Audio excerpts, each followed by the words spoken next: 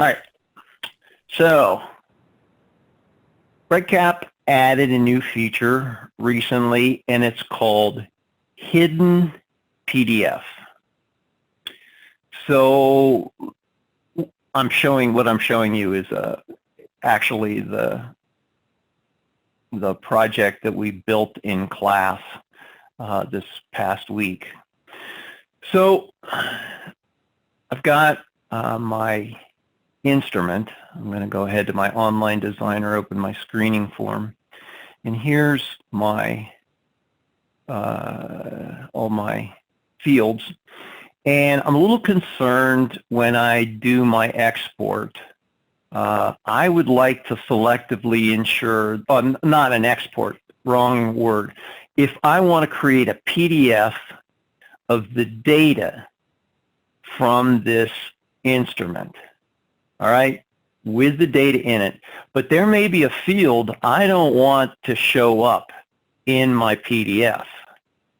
So let's say for this example, I don't want the date of birth values or field to show up in my PDF that I'm going to create. So I'm going to come into my designer, and there's a new action tag called @hidden PDF right here. Okay, and this only happens in, it's only hiding it in a PDF download that I'm going to create here, so I'll save that. Now I'm going to go to my record status dashboard and grab an instrument that has data in it, and I've got my date of birth field, but I want to download a PDF, this survey, with its saved data. So I'll do that, and I'm just going to go ahead and open this, and I'll slide this over here.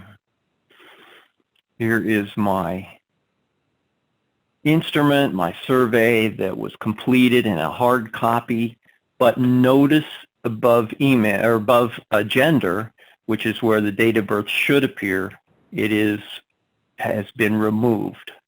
So you can selectively remove any field from a PDF download just by using the action tag